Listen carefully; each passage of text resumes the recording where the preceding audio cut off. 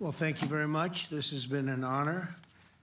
It was a fairly long trip, but worth it. Tremendous things have been accomplished, as you probably noticed. Listened to a lot of wonderful speeches from the heads of a lot of wonderful countries. But I want to thank you for joining us at the conclusion of a highly productive NATO summit in the Netherlands. I want to thank them for the royal treatment they've given us. Couldn't have been nicer. And it's a beautiful country, really a beautiful country. Coming in, I saw the most beautiful trees. In fact, I want to bring some back with me. I want to also thank, I had breakfast this morning with the King and Queen, and they're incredible people. I said, you're central casting, beautiful people, great people, big, beautiful heart. And I enjoyed that. And also NATO Secretary General Mark Rutte, who's been terrific. He's been a friend of mine, used to be right here running this wonderful country. Now he's the NATO Secretary General. He's doing a fantastic job. And the Prime Minister, we appreciate everything you've done. And as you know, last weekend, the United States successfully carried out a massive precision strike on Iran's nuclear enrichment facilities, and it was very, very successful. It was called obliteration. No other military on earth could have done it, and now this incredible exercise of American strength has paved the way for peace with a historic ceasefire agreement late Monday, and we call it the 12-day war. Spoke to a few people. I guess that just sounded like the right name. It was a 12-day war. And we think it's over. I don't think they're going to be going back at each other. I don't think so. Not only have we dealt decisively with the critical threat of Iran's nuclear program, which was what I wanted. I said, Iran cannot have a nuclear weapon. I've said that for 15 years, long before I decided to do the political thing. But we've also reasserted the credibility of American deterrence, which is like no other. The people at NATO said there's never been anything. You know, I rebuilt the entire military during my first term.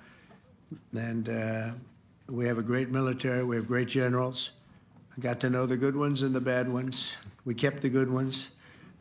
Over the past 2 days, I was honored to participate in the NATO leaders meeting and also had extremely good individual discussions with the King and the Queen, Secretary General Rutte, and the Prime Minister. Great discussions.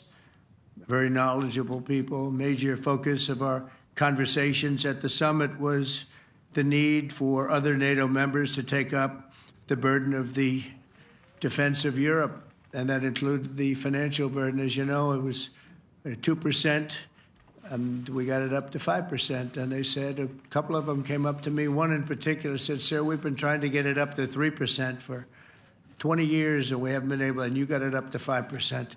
So they're going to be, most of them, I guess almost all of them, are going to be contributing now 5%, a number that people are surprised at, but you need it today. The United States accounts for 2/3 of all NATO defense spending. And since I began pushing for additional commitments in 2017, believe it or not, our allies have increased spending by $700 billion. I said to people, you don't have any money, and a lot of them weren't paying. And so I started the process, and I picked it up as soon as I got back, which is 6 months ago. And following my election last November, almost all have accelerated plans to reach the 2%, 3%, 4%, and then ultimately, very quickly, 5%. And all of this is going to be done very quickly, almost immediately. You probably know this as well as I do. I'm sure they've been talking about it. It's really been a big focus. In a very historic milestone this week, the NATO allies committed to dramatically increase their defense spending to that 5% of GDP, something that no one really thought possible. And they said, you did it, sir, you did it. Well, I don't know if I did it, but I think I did. This will be known as the Hague Defense Commitment, which is pretty good, pretty appropriate. When the allies reach this number, it will add more than $1 trillion a year. Think of that, $1 trillion per year to our common defense, and this is a monument really to victory, but it's a monumental win for the United States because we were carrying much more than our fair share. It was quite unfair, actually. But this is a big win for Europe and for actually Western civilization. For years, past administrations failed to get most allies to contribute even the 2%. I remember when I came here, we had 4 countries that were up to 2%, and I remember Poland was there. A couple of them were there, and but most of them were. We had 28 at the time. As you know, it's increased a little bit, and they've agreed now to more than double their budgets in all cases.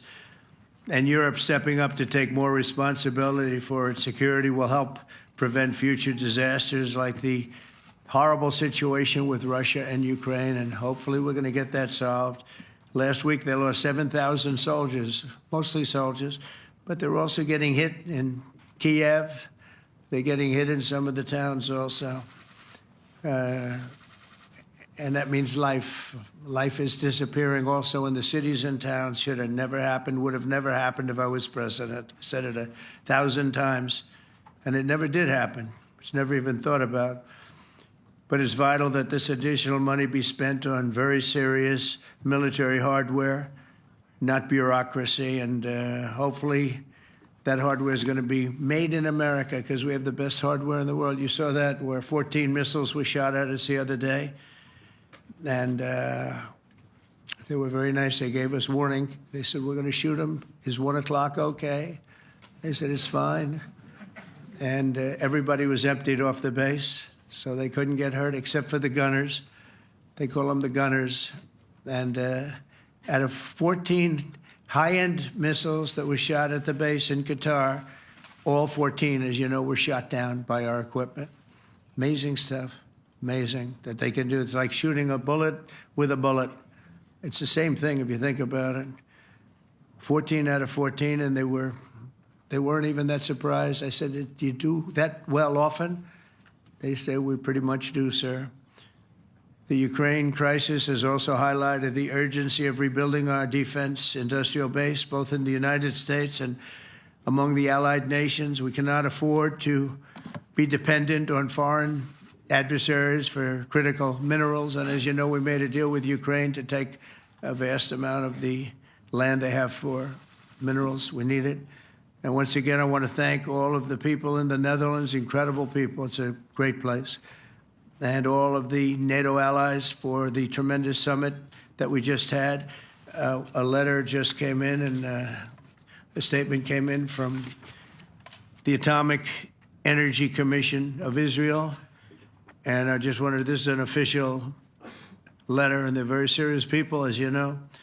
The devastating U.S. strike on Fordo destroyed the site's critical infrastructure and rendered the enrichment facility totally inoperable. It was devastated. We assess that the American strikes on Iran's nuclear facilities has set back Iran's ability to develop nuclear weapons for many years to come. This achievement can continue indefinitely if Iran does not get access to nuclear material, which it won't. It's so sad that that whole thing had to go. But I just want to thank our pilots. You know, they were maligned and treated very bad, demeaned by fake news CNN, which is back there, believe it or not, wasting time, and nobody's watching them. So they're just wasting a lot of time, wasting my time. And the New York Times, they put out a story that, well, maybe they were hit, but it wasn't bad. Well, it was so bad that they ended the war. It ended the war. Somebody said in a certain way, you know, that it was so devastating, actually. If you look at Hiroshima, if you look at Nagasaki, you know, that ended a war too. This ended a war in a different way, but it was so devastating.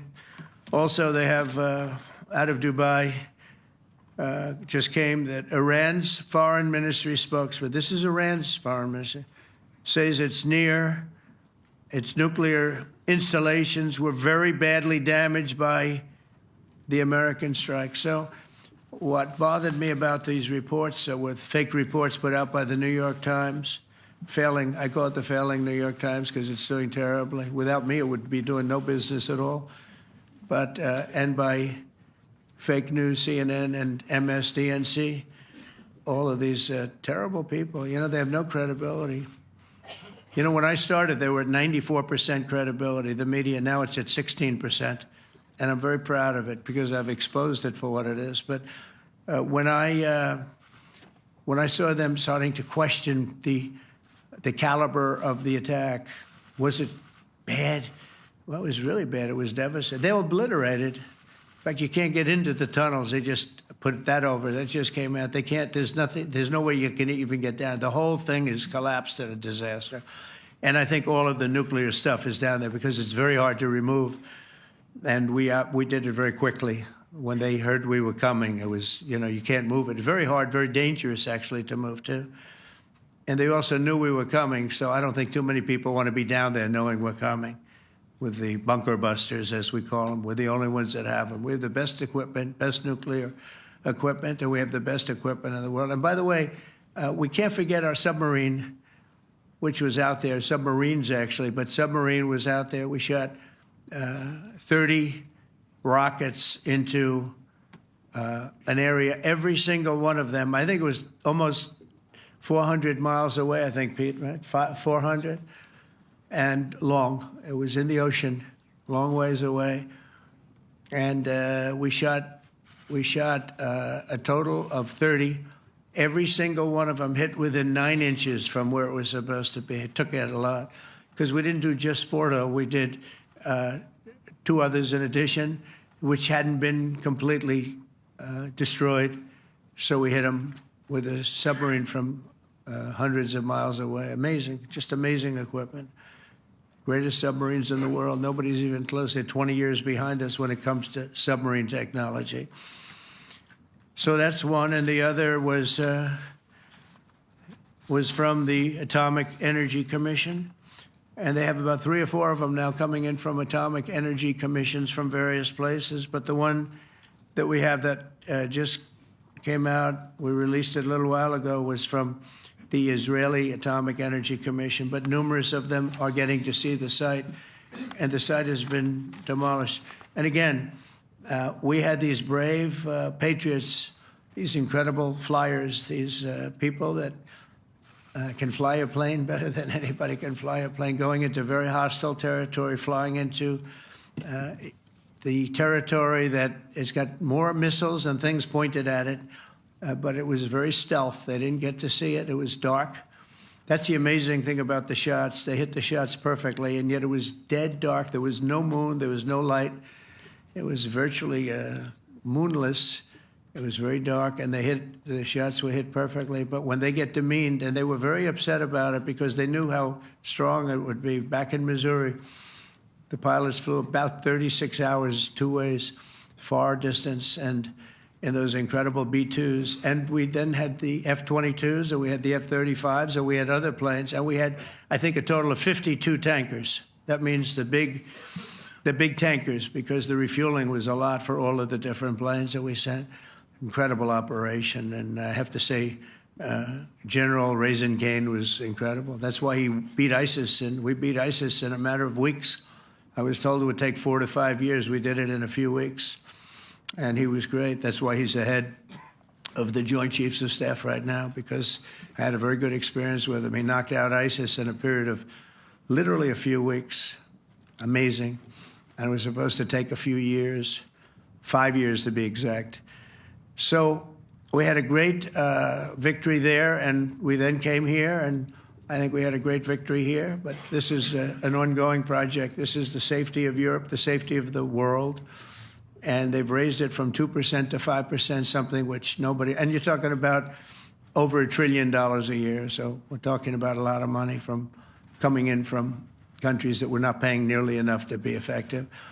So I have, as you know, Marco Rubio with me, and Pete Hegseth, Secretary of State and Secretary of War. Should we say Secretary? You know, it used to be called Secretary of War. Maybe for a couple of weeks we'll call it that, because we feel like warriors. Used to be called Secretary of War. In fact, if you look at the old building next to the White House, you can see where it used to be Secretary of War. Then we became politically correct, and they called it Secretary of Defense. I don't know, maybe we'll have to start thinking about changing it, but we feel that way.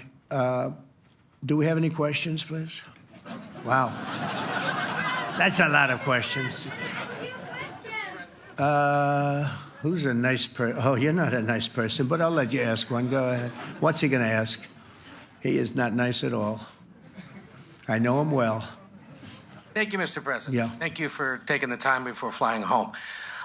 You just said you believe the conflict between Israel and Iran is over. What makes you so confident it is? And what do you do if it isn't? Because I dealt with both, and they're both tired, exhausted. They fought very, very hard and very viciously, very violently, and they were both satisfied to go home and get out. And can it start again? I guess someday it can. It could maybe start soon. I think a big telltale sign was when, as you know, Iran somewhat, by not much, violated the ceasefire, and Israel had the planes going out that morning, and there were a lot of them, 52 of them.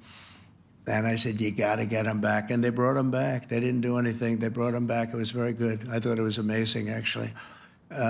They have fought a hell of a war. They fought very hard. I think the war ended, actually, when we hit the various nuclear sites with the planes. And I just hope you people can give these pilots, these are the best pilots in the world. They're the best shots in the world. They call them shots. That's what they are. And wait a minute. And I just hope you can give them the respect they deserve, because they came home to fake news. And like, oh, gee, there was hardly any damage. The things are decimated. So, but I think, no, I think they're very much finished. I think Israel's going to get back to doing what they do, and I think that Iran's going to get back. You know, Iran has a huge advantage. They have great oil, and they can do things. I don't see them getting back involved in the nuclear business anymore. I think they've had it. They've been at it for 20 years, and I don't see that happening either. Now, if it does, we're always there. It won't be me. It'll be somebody else, but we're there. We'll have to do something about it. Yes, please, go ahead. Go ahead. Oh, fake news, CNN? Oh, yeah, here we go. Wait till you hear this question.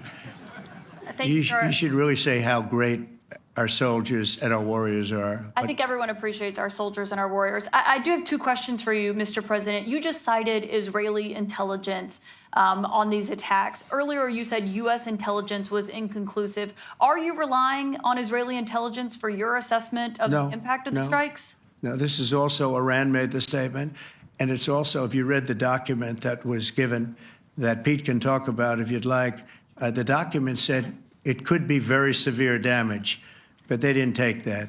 They said it could be limited or it could be very severe. They really didn't know, other than to say it could be limited or it could be very, very severe. And you didn't choose to put that because it was very early after. Since then, we've collected additional intelligence. We've also spoken to people who have seen the site, and the site is obliterated. And we think everything nuclear is down there. They didn't take it out. Okay, question? Please, go ahead. Go ahead. Yeah, blue dress. Thank you so much, Mr. President. Yesterday, you said China can now continue to purchase oil from Iran. Yeah. Are you giving up on your maximum pressure campaign? Because there are sanctions right now. With who? On Iran. No, look, they just had a war. The war was fought. They fought it bravely. I'm not giving up. They're in the oil business. I mean, I could stop it if I wanted. I could sell China the oil myself. I don't want to do that. They're going to need money to put that country back into shape. We want to see that happen. Would it? No, if they're going to sell oil, they're going to sell oil. We're not taking over the oil. We could have, you know. I used to say with Iraq, keep the oil. I could say it here, too. We could have kept the oil. No, China is going to want to buy oil. They can buy it from us. They can buy it from other people. But you're going to have to put that country back into shape. It desperately needs money. Yeah. Yeah, please.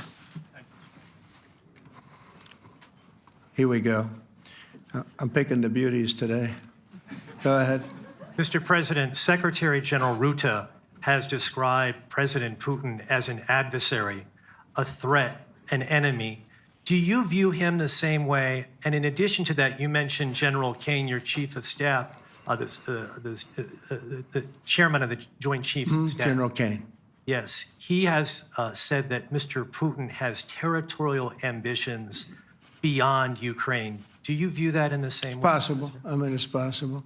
I know one thing. He'd like to settle. He'd like to get out of this thing. It's a mess for him. He called the other day. He said, "Can I help you with Iran?" I said, "No, you can help me with Russia." Because, in the last few weeks, we took care of India and Pakistan, Kosovo, Serbia. I think on Friday we have coming in, the Congo is coming in, and Rwanda is coming in. That was a vicious war that went on, a machete war, heads chopped off all over Africa. They're coming in. We did 2 others in addition to that. Nobody's ever done anything like this. No, I consider him a person that's, I think, been misguided. I'm very surprised, actually. I thought we would have had that settled easy. I've settled 4 of them in the meantime. But he did call up, and he said, he's close to Iran. He'd like to help us get a settlement. I said, no, you help me get a settlement with Russia. And I think we're going to be doing that, too. Yeah, please. Go ahead, please. Thank you, Mr. President. You've made clear your position on what impact the strikes had. I wanted to ask you what is next with Iran. For instance, is there any indication from U.S. intelligence that Iran was able to move any material? No, just the opposite. We think we hit them so hard and so fast they didn't get to move. And if you knew about that material, it's very hard and very dangerous to move. It's called, in many people, they call it dust, but it's very, very heavy. It's very, very hard to move. And they were way down. They're 30 stories down. They're literally 30, 35 stories down underground. You think you got it all? Oh, yeah, we think we got it. We think it's covered with granite, concrete, and steel. Can I ask you, are you interested in restarting negotiations with Iran? And if so, have they reciprocated? So our people, Marco could answer this, but our people are not, I'm not. The way I look at it, they fought, the war's done, and, I could get a statement that they're not going to go nuclear. We're probably going to ask for that, but they're not going to be doing it. But they're not going to be doing it anyway. They've had it. They've had it. Now, maybe someday in the future we'll want that. But I've asked Marco, do you want to draw, I just asked him the question as we were walking on the stage, do you want to draw up a little agreement for them to sign? Because I think we can get them to sign it. I don't think it's necessary. Marco, do you want to talk about that, please? Well, Mr. President, I think President Trump has shown a willingness to meet and talk to anybody in the world who's interested in peace. I don't know of any president that's been as willing as he has to meet with anyone and talk about peace. We'd love to have peaceful relations with any country in the world. And so obviously that'll depend on Iran's willingness not just to engage in peace, but to negotiate directly with the United States, not through some third country or fourth country process. But I know of no president, probably in our modern history, that's sought peace more than President Trump has. Sounds like the door is open, but you're in no rush. Is that right? Sounds like the door is open. But I'll tell you what, look, we're going to talk to them next week with Iran. We may sign an agreement. I don't know. To me, I don't think it's that necessary. I mean, they had a war, they fought. Now they're going back to their world. I don't care if I have an agreement or not. The only thing we'd be asking for is what we were asking for before about we want no nuclear, but we destroyed the nuclear. In other words, that's destroyed. I said, Iran will not have nuclear. Well, we blew it up. It's blown up to kingdom come. And so I don't feel very strongly about it. If we got a document, wouldn't be bad. We're going to meet with them, actually. We're going to meet with them. Yeah. Yeah, go ahead, please. Yes. Mr. President, Netherlands TV, thank you for visiting our country. Good. As I understood, Thank you. I, of course, would like to know how you slept last night at the House of the King. Oh, I slept beautifully. But probably a more serious question. I think you just had a meeting with President Zelensky. Did you discuss any ceasefire in this Russo-Ukrainian? No, I wanted to know how he's doing. He was very nice, actually. We had little rough times sometimes. He was couldn't have been nicer.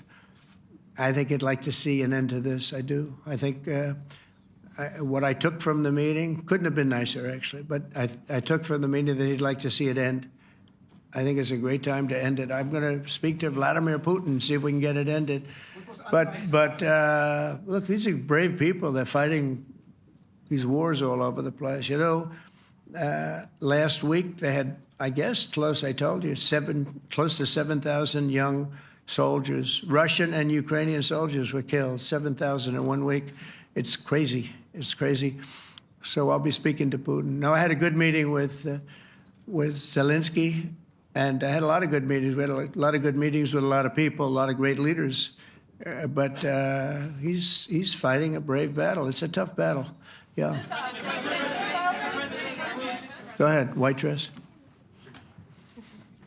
Thank you. Ida Hallikainen from Finland, Ilta-Sanomat. Good. You have played golf with President Alexander Stubb. How do you see Finland as a NATO ally and partner, and how would you describe your relationship with our president? Well, he's a very good golfer, okay? In fact, he was on his college golf team. He went to a good college in the South, as you know, a very good college, and he was a good golfer. We had a good time. I think my relationship's great. I want to buy icebreakers. You know, you're very good at icebreakers. And I actually made him an offer. I didn't go to Congress. They'll try and impeach me for this. But there's an old, it's not old, it's fairly new, but it's used icebreaker. And I offered him about 1/3 of what he asked for. But we're negotiating. We need icebreakers in the U.S. And if we can get some inexpensively, I'd like to do that. Actually, they'll fix it up, make it good. Also, we may buy some icebreakers. You know, you're the king of icebreakers, that particular country. They make them good. They make them really good, and they know what they're doing. And so we're negotiating with them for about 15 different icebreakers. But one of them is available now. It's old, and it's old. It's like 5-6 years old. And we're trying to buy it. I'm trying to make a good deal. It's all I do my whole life. My whole life, that's all I do is make deals. Yeah, please. Go ahead. Sir, go ahead. Yeah, a question for NewsHour, Dutch TV. First of all, on Article 5, on your way here, you spoke about the commitment of the U.S. to Article 5, saying, I'll give you my definition once we're here. Yeah. What is your definition, and may the U.S. commitment to Article 5 change in case some of the NATO members do not reach the threshold that was discussed today? My second question is following up on a colleague on Iran. What intel reports do say that everything over there was obliterated? Yeah, well, there are numerous of those reports, and they're coming out fast and furious. But the most respected ones we've already seen. And I will say that on a very confidential basis, they're looking at the reports, like numerous reports, and including people going to the site and checking the site. And they're going to be having, I guess you're going to be having over the next couple of days a full, you're going to encapsulate it. But no, the site was obliterated, just like I said it was, and just like the pilots should be given credit for. As far as Article 5, look, when I came here because it was something I'm supposed to be doing, but I left here a little bit differently. I said, I watched the heads of these countries get up, and the love and the passion that they showed for their country was unbelievable. I've never seen quite anything like it. They want to protect their country, and they need the United States. And without the United States, it's not going to be the same. And you can ask Mark, or you can ask any of the people that were there. It was really moving to see it. They love their country. They were so respectful of me because I'm the head of the United States. And I made, the King of Saudi Arabia, when I was in the Middle East. So I was in Qatar for a different reason, not a reason to get shot at. We were in there for economic development reasons, Qatar, UAE, and Saudi Arabia. All three leaders of those countries, and we took back $5.1 trillion into the United States. All three leaders said, you're presiding over the hottest country in the world. The United States right now is the hottest. Everybody wants to be there. Everybody wants a piece of it. He said, a year ago, your country was dead. You had a deadhead running it. You had a country that was dead, and it was dead. You had people pouring through the borders. You had inflation. You had everything. He said, you've made it in 5 months at that time. You've made it the hottest country. This is the hottest country in the world. The United States right now is the hottest country in the world. And when I was around that table, it was a nice group of people, many of whom I knew from previous. When I saw the passion they had for the country, almost everyone, and you probably have the tapes, it was very public, but almost every one of them said, thank God for the United States. Without the United States, they couldn't really have NATO. It wouldn't work. It wouldn't work. It will in the future because now they're paying much more money. But It wouldn't work. It was great. And I left here differently. I left here saying that these people really love their countries. It's not a ripoff. And we're here to help them protect their country. Okay, we'll do one or two more. Thank you, Mr. President. Yeah. A question on Spain. Are you satisfied with today? Oh, I think Spain's terrible what they've done. No, I do. They're the only country that won't pay the full up. They want to stay at 2%. I think it's terrible. And, you know, they're doing very well. The economy is very well. And that economy could be blown right out of the water with something bad happening. You know, Spain is the only country that... Are you from Spain? Yeah. Good, congratulations. You're the only country that is not paying. I don't know what the problem is. I think it's too bad. So we'll make it up. You know what we're going to do? We're negotiating with Spain on a trade deal. We're going to make them pay twice as much. And I'm actually serious about that. We're going to make Spain... I like Spain. I have so many people from Spain that it's a great place and they're great people. But Spain is the only country out of all of the countries that refuses to pay. And, you know, so they want a little bit of a free ride. But they'll have to pay it back to us on trade because I'm not going to let that happen. It's unfair. It's unfair to NATO. All right, sir, please. Go ahead, right in the back. Yeah, you, tall one. The tall man. Mr. President, Johannes Petra from Austrian National Television. How are you? You once said that you would end the Ukraine war in 24 hours. You later said you said that sarcastically. Well, of course it was sarcastic. But you've now been in office for 5 months and 5 days. Why have you not been able to end the Ukraine war? Because it's more difficult than people would have any idea. Vladimir Putin has been more difficult. Frankly, I had some problems with Zelensky. You may have read about him. And it's been more difficult than other wars. I mean, look, we just ended a war in 12 days that was simmering for 30 years, frankly. We ended Rwanda and the Congo. It's coming to sign the documents. We've already signed basic documents, but they're coming, I think, to the White House on Friday. We ended, Serbia was going to go at it. But maybe the most important of all, India and Pakistan. And that wasn't whether or not they may someday have nukes like we're talking about in the Middle East, like we're talking about with Israel and Iran. This is they have nuclear weapons. I ended that with a series of phone calls on trade. I said, look, if you're going to go fighting each other, it was getting very bad. You know how bad that last attack was. It was really bad. If you're going to go fighting each other, we're not doing any trade deal. No, no, no, you have to do a trade deal. I said, we're not doing any trade deal. And in fact, I had the general, who was very impressive. The general from Pakistan was in my office last week. You know, Prime Minister Modi is a great friend of mine. He's a great gentleman. He's a great man. And I got them to reason. I said, we're not doing a trade deal if you're going to fight. And if you're going to fight each other, we're not doing a trade deal. And you know what? They said, no, I want to do the trade deal. We stopped the nuclear war. Go ahead. Go ahead, Jeff. Here's another beauty, Jeff. He's a beauty, all right. Go ahead.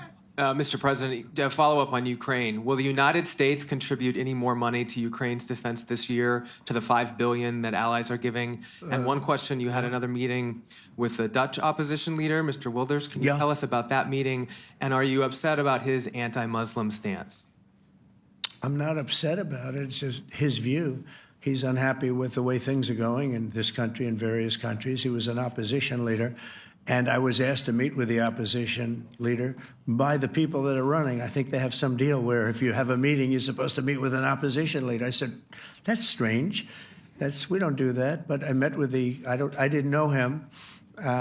He seemed like a very nice guy, but he's in opposition to the current people, and that was set up by the current people. So I assume when I met with the prime minister, you're supposed to meet with the opposition. We'll have to try that sometime in our country. Let's not do it. But I thought he was very good. As far as money going, we'll see what happens. There's a lot of spirit. Look, Vladimir Putin really has to end that war. People are dying at levels that people haven't seen before for a long time. Go ahead. Go ahead. White shirt. Oh, she's all excited. So, BBC News Ukrainian. I would Where are like you to ask from? I'm from Ukraine. Oh, So my wow. question to you is whether or not the US is ready to sell anti-air missile systems Patriot to Ukraine. We know that Russia has been pounding Ukraine really heavily right now. Are you living yourself now in Ukraine? My husband is there. Wow. And I can see you very, it's amazing. and me with the kids, I'm in Warsaw actually because he wanted me to be. Is your husband a soldier? No? He's, He's there now? yeah, Wow. That's rough stuff, right?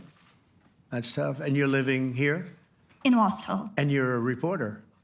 I am. Good. So let me just tell you, they do want to have the anti-missile missiles, okay, as they call them, the Patriots. And we're going to see if we can make some available, They're very hard to get.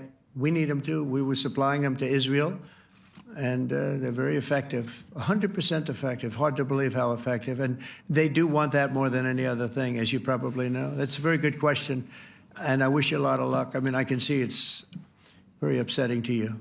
So say hello to your husband, okay? Thank you. Go ahead. Thank you. Thank you, Mr. President.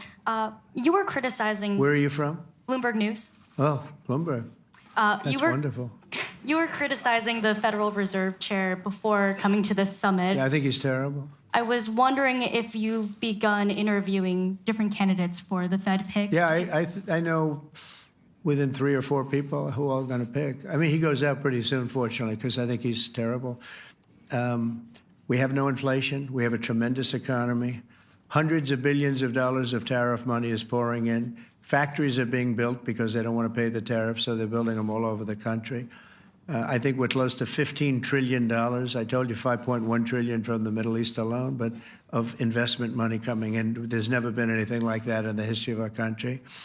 But we have no inflation. And we have borrowing because Biden, stupidly, they did short-term debt. So we have borrowing coming up. And, we'll go 10 years, maybe longer, maybe shorter, but we'll go a long period of time when we do the debt. And because of him, because of this guy, we will have to pay for years. We'll be paying for him. And I said to him, listen, there's no inflation. He says, but maybe there'll be some. That's true. I said, if there is some, what you do is raise the rate. I'm okay with that. You raise the rate in 2 years from now or in a year from now. But because the rate's high, we have to pay more for debt. It's pretty equal. In other words, if it's 4%, it's 4%. If you drop it a point, you'll pay 3%. So it's fairly equal, not necessarily, but fairly equal. So we're going to end up paying maybe 2 points or 3 points more.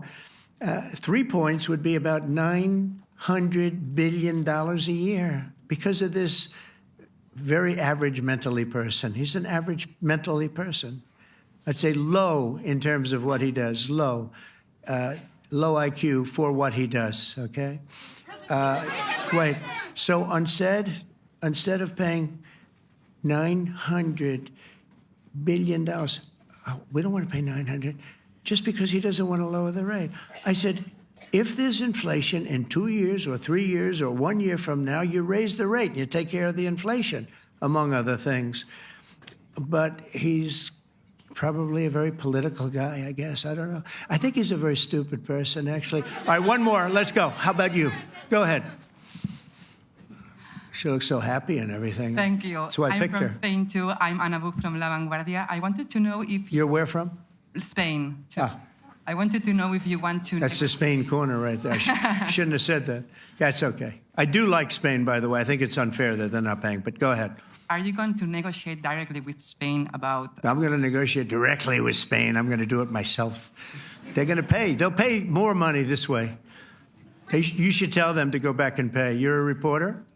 You tell them to go back. They ought to join all of those countries that are paying 5%. Spain's going to be just about the only one that's not.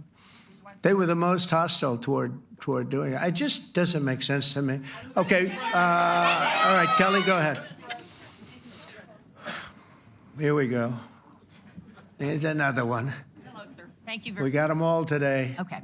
So, Mr. President, you talked about expecting some on-the-ground assessments at Fordo and other Yeah. sites. Now here- Is that here again. Israeli and U.S.? It's been obliterated, Kelly. It's What is your message obliterated. then, sir, to the intelligence community when they present reports? You're not disputing the DIA report. You're just They presented a exists. report that wasn't finished. We're talking about something that took place 3 days ago. I understand that's The report was initial done assessment.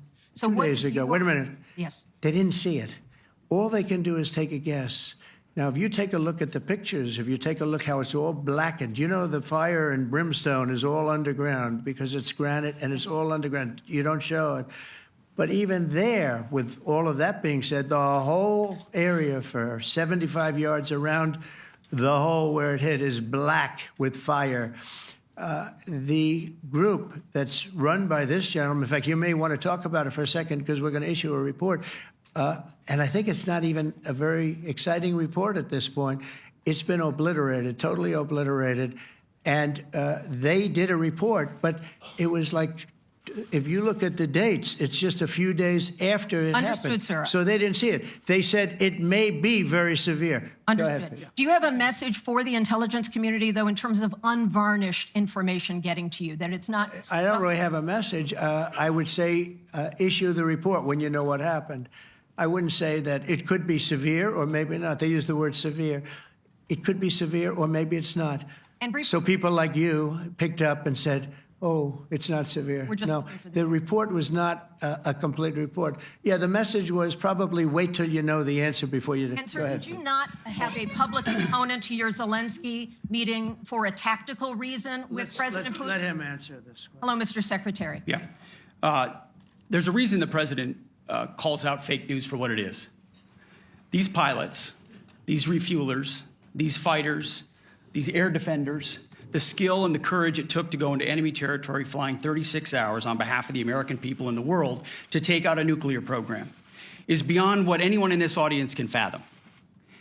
And then the instinct of CNN, the instinct of the New York Times is to try to find a way to spin it for their own political reasons to try to hurt President Trump or our country. They don't care what the troops think. They don't care what the world thinks. They want to spin it to try to make him look bad based on a leak. Of course, we've all seen plenty of leakers. And what do leakers do? They have agendas. And what do? Do they share the whole information or just the part that they want to introduce? And when they introduce that preliminary report that's deemed to be a low assessment, you know what a low assessment means? Low confidence in the data in that report. And why is there low confidence? Because all of the evidence of what was just bombed by 12 30,000-pound bombs is buried under a mountain, devastated and obliterated. So if you want to make an assessment of what happened at Fordo, you better get a big shovel and go really deep because Iran's nuclear program is obliterated. And somebody somewhere is trying to leak something to say, oh, with low confidence, we think maybe it's moderate. Those that dropped the bombs precisely in the right place know exactly what happened when that exploded. And you know who else knows? Iran. That's why they came to the table right away, because their nuclear capabilities have been set back beyond what they thought were possible because of the courage of a commander-in-chief who led our troops, despite what the fake news wants to say. But you're not disputing the report said what it said, even though it was initial. The report said what it said, and it was fine. It was severe, they think, but they had no idea. They shouldn't have issued a report until they did, but we've gotten the information. I think Pete said it better than you can say it. And, you know, you should be proud, you, especially you, should be proud of those pilots, and you shouldn't be trying to demean them. No, there's those pilots flew at great risk, a big chance that they'd never come back home and see their husbands or their wives. Let me just tell you, you and NBC, fake news, which is one of the worst, and CNN, New York Times, are all bad. They're sick. There's something wrong with them. But you know what? You should be praising those people instead of trying to find some. By getting me, by trying to go and get me, you're hurting those people. They were devastated. You know, I got a call from Missouri, great state, that I won 3 times by a lot. And I got a call that the pilots and the people on the plane were devastated because they were trying to minimize the attack. And they all said it was hit. but we don't think it was really maybe hit that badly. And they were devastated. They put their lives on the line, and then they have, and I'm not referring to you, but real scum come out and write reports that are as negative as they could possibly be. It should be the opposite. You should make them heroes and heroines. You should make them really people that they were so devastated when they heard this news. And you know what they said? One of them, I spoke to one of them, said, "Sir, we hit the site. It was perfect. It was dead on." Because they don't understand fake news, because they have a normal life, except they have to fly very big, very fast planes. But it's a shame. You should be making them heroes. All right, in the back. Go ahead, back, white, yeah. White jacket, yeah. Go ahead, give my mic. Hello. Deborah Haynes from Sky News. Good. Mark Rutte, the NATO chief, who is your friend, he called you daddy earlier. Do you regard your NATO allies as kind of children? No, he likes me. I think he likes me. If he doesn't, I'll let you know. I'll come back and I'll hit him hard, okay? No? He did it very affectionate. Daddy, you're my daddy. Do you regard your NATO allies, though, as kind of like children, and they're obviously listening to you and they're spending more, and you're obviously appreciative of that, but do you hope that actually they're going to be able to defend themselves, defend Europe on their own? I think they need help a little bit at the beginning, and I think they'll be able to, and I think they're going to remember this day. And this was a big day for NATO. You know, this was a very big day. They took it. One of the gentlemen said, "You know what? We've been trying to raise the rate for 30 years," he said, 20 years, from almost the beginning. And he's been there for a long time. He said, "Until you came along, it never happened. What you did is amazing." It's been sort of an amazing day for a lot of reasons, but also for that. Yeah, go ahead. Do you think they can do it without you, though, in the future? Can they do it without Well, ask Mark. I mean, you have to ask Mark, okay? So we're heading back. I want to thank these two gentlemen behind me. They're incredible people, both of them. They've done a fantastic job. And Susie's in the front, and she's done great. And Monica, thank you very much. That was quite an exciting time. And we're going to be heading back. We'll be back soon, and we'll see you in Washington, D.C. Remember this, we have the hottest country anywhere in the world. Thank you very much, everybody. Thank you.